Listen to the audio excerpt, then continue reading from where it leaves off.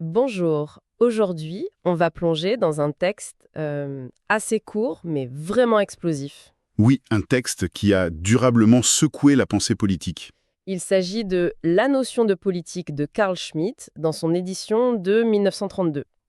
Alors, pour bien situer les choses, il faut s'imaginer le décor, hein. Né en Allemagne, à la toute fin de la République de Weimar. C'est une période de chaos, d'instabilité politique extrême, juste avant l'arrivée des nazis au pouvoir. Et Schmitt lui-même est une figure pour le moins complexe. Oui, controversé, on peut le dire. C'est un juriste que beaucoup considèrent comme brillant, mais son adhésion, son soutien au régime nazi, ça jette une ombre indélébile sur tout son travail. Tout à fait, et il est important de préciser que notre but ici, ce n'est pas de faire le procès de l'homme. Non, absolument pas. L'idée, c'est de décortiquer la mécanique de sa pensée. Une pensée qui est souvent décrite comme froide, chirurgicale, et qui continue encore aujourd'hui d'influencer des penseurs de tous les horizons. Et la question centrale qu'il pose est d'une simplicité, presque désarmante. Qu'est-ce qui, au fond du fond, définit la politique? Et sa réponse est tout aussi directe, voire on peut le dire brutale. Pour lui, la politique, ce n'est pas l'économie, ce n'est pas la morale, ce n'est même pas le débat d'idées. Tout ça, c'est secondaire pour lui. Voilà. Selon Schmitt, l'essence même du politique, son critère absolu, repose sur une seule et unique distinction. La distinction entre l'ami et l'ennemi. C'est ça. Alors arrêtons-nous là une seconde. Parce que cette distinction ami-ennemi, franchement, ça sonne incroyablement agressif, non? Presque primitif, Oui. Parle de quoi au juste? de haine personnelle. Je veux dire, si je n'aime pas mon voisin, ça devient un acte politique. Alors, c'est précisément le piège qu'il nous demande d'éviter. C'est un point absolument fondamental chez lui. Il insiste, il martèle même, que l'inimitié politique n'a rien, mais alors rien à voir avec les sentiments personnels. Ah d'accord. La haine, l'antipathie, ce n'est pas le sujet. Et pour bien clarifier ça, il utilise deux mots latins qui sont très éclairants, inimicus et hostis. Inimicus et hostis. L'inimicus, c'est l'ennemi privé, l'ennemi personnel. C'est votre rival en affaires, l'adversaire amoureux. Celui qu'on peut détester sur un plan individuel. Exactement. Mais l'ennemi au sens politique, le hostis, c'est tout autre chose. Le hostis, ce serait donc l'ennemi public, c'est ça. L'ennemi politique, c'est toujours un groupe, un collectif public qui s'oppose à notre propre collectif.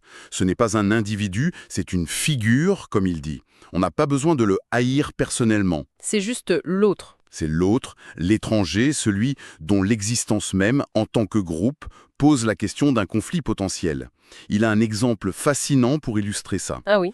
L'injonction biblique « aimez vos ennemis », Schmitt, en bon juriste, il retourne au texte latin et il note qu'il est écrit « diligite inimicos vestros » et non pas « hostes ». Ah, la nuance est de taille. Elle est énorme. Le message, selon lui, est d'aimer son adversaire privé, son inimicos, mais certainement pas l'ennemi public, le hostis, qui menace l'existence même de son peuple. D'accord, je crois que je saisis la distinction. Ce n'est pas une affaire d'émotion, c'est une affaire de structure, de collectif.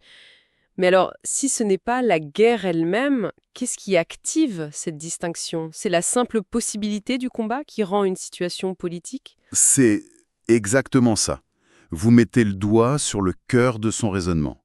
Le politique est toujours défini par le cas limite, parce qu'il nomme le cas d'exception. Le cas d'urgence, en quelque sorte. Voilà, la guerre, ce n'est que la réalisation la plus extrême de cette hostilité.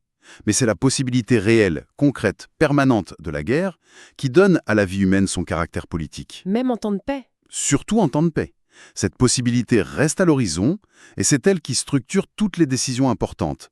Et ça confère à l'entité politique, l'État, typiquement, son pouvoir le plus terrifiant et le plus absolu. Le jus belli, le droit de faire la guerre. Le droit de décider de la guerre, ce qui implique deux choses terribles.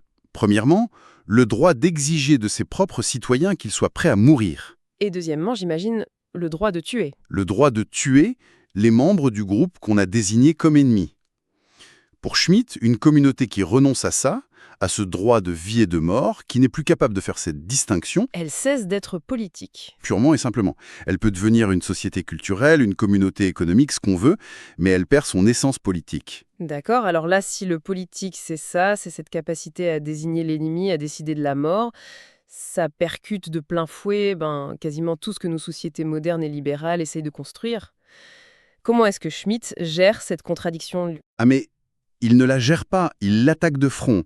Euh, pour lui, le libéralisme, c'est une immense entreprise de neutralisation. De dépolitisation. Il veut dire que le libéralisme essaye d'effacer le politique. Oui, de lui enlever son venin, son caractère existentiel. Il observe que la pensée libérale depuis le 19e siècle essaie systématiquement de tout ramener à deux pôles qui, pour lui, ne sont pas politiques. D'un côté, l'éthique, la morale, et de l'autre, l'économie. Voilà.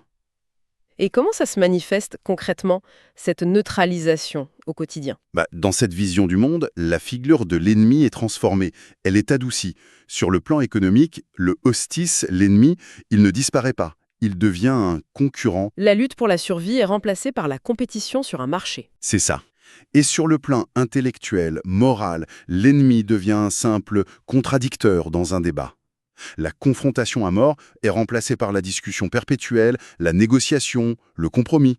Le but ultime du libéralisme, ce serait donc de transformer le champ de bataille en un hémicycle parlementaire ou un conseil d'administration? Vous avez parfaitement résumé. Mais cette fuite, comme il semble la décrire, est-ce que ce n'est pas ce que la plupart des gens appelleraient la civilisation, non? Le but, c'est bien de remplacer le conflit par la discussion, non? Lui, il voit ça comme une faiblesse? Absolument. Il voit ça comme une évasion, une illusion, et même une illusion dangereuse. Car, et c'est là que sa critique devient vraiment redoutable, il affirme que cette tentative d'échapper aux politiques est elle-même un acte profondément politique. On ne peut pas ne pas faire de politique, en somme. On ne peut pas. En prétendant neutraliser le conflit, le libéralisme ne fait que le déplacer. Les antagonismes profonds, ils ne disparaissent pas par magie. Ils reviennent sous une autre forme. Toujours. Quand un conflit économique devient assez intense, une guerre commerciale par exemple, il redevient immédiatement politique. Quand un débat moral sur des valeurs fondamentales devient si polarisé qu'il n'y a plus de compromis possible, il redevient politique.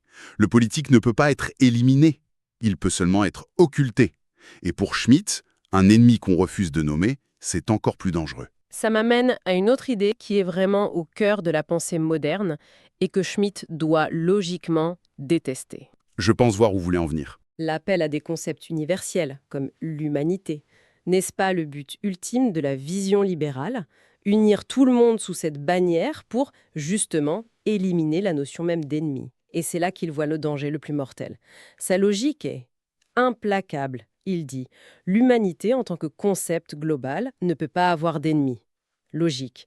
Qui serait l'ennemi de toute l'humanité? Des extraterrestres peut-être, mais sur cette planète personne. Donc, si l'humanité n'a pas d'ennemis, le concept d'humanité n'est pas un concept politique. Ça peut être un concept moral, philosophique, ce qu'on veut, mais il ne peut pas fonder une communauté politique. D'accord, je comprends le piège logique qu'il est en train de poser. Mais concrètement, les guerres menées au nom des droits de l'homme ou contre des crimes contre l'humanité, elles sont parfois nécessaires, non? Comment sa théorie gère le cas d'un régime génocidaire, par exemple? Alors c'est précisément ce scénario qu'il juge le plus pervers.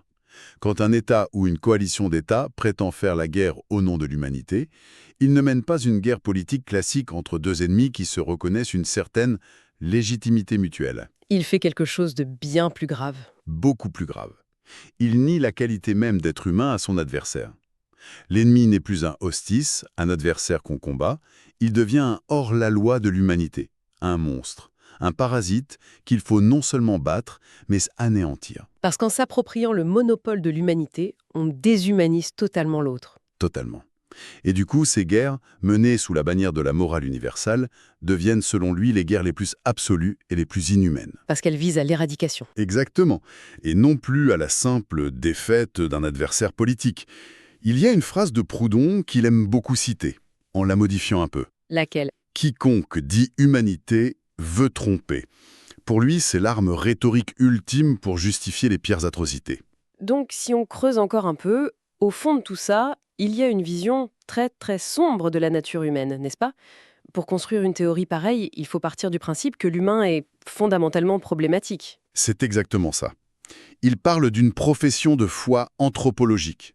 Il soutient que toute théorie politique digne de ce nom présuppose à sa base que l'homme est un être dangereux et dynamique.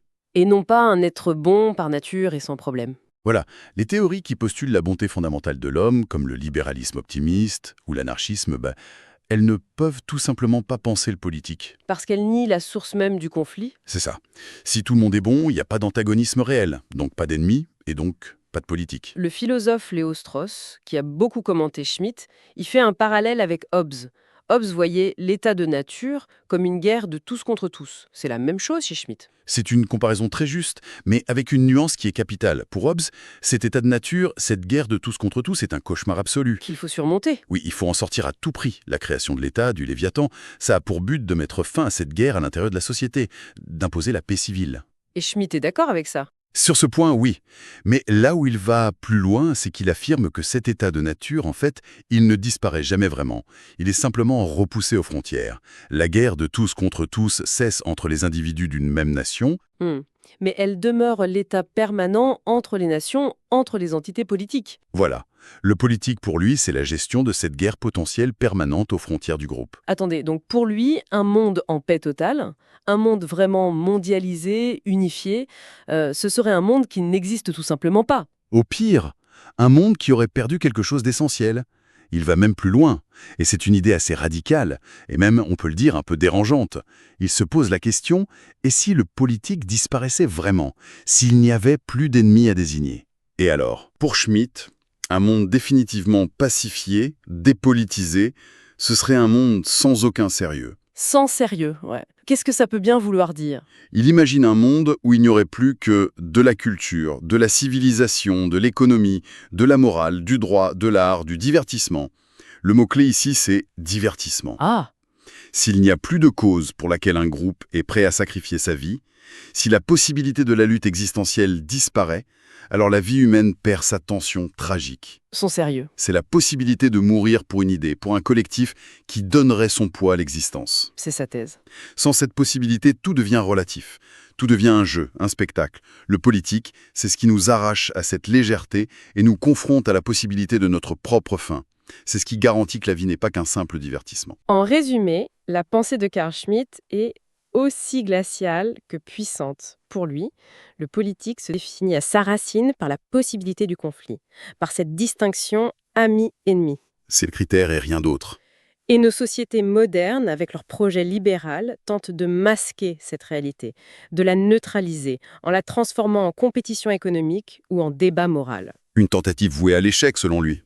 Et l'ironie la plus tragique, ce serait que l'appel à des concepts universels comme l'humanité, pour dépasser cette conflictualité, peut mener, paradoxalement, aux guerres les plus brutales, en déshumanisant complètement l'adversaire. C'est le paradoxe qu'il soulève. Au fond, le politique, c'est ce qui nous confronte au sérieux de l'existence, à la possibilité de devoir tuer et mourir pour un collectif. Et cela nous laisse avec une dernière pensée, une question pour notre temps. Schmitt a forgé sa théorie dans les ruines de la République de Weimar, un État qui s'est effondré, entre autres parce qu'il était incapable de gérer ses ennemis intérieurs. La polarisation extrême qui le déchirait. Exactement. Aujourd'hui, on entend souvent décrire nos propres sociétés en termes de tribus hostiles, de fractures irréconciliables. Le débat politique prend parfois des allures de guerre civile qui ne dit pas son nom. Alors la question se pose. On peut se demander si cette grille de lecture de Schmitt, celle de l'ennemi intérieur et de la possible dissolution de l'unité politique, ne constitue pas finalement un avertissement terriblement pertinent sur les dangers qui nous guettent aujourd'hui.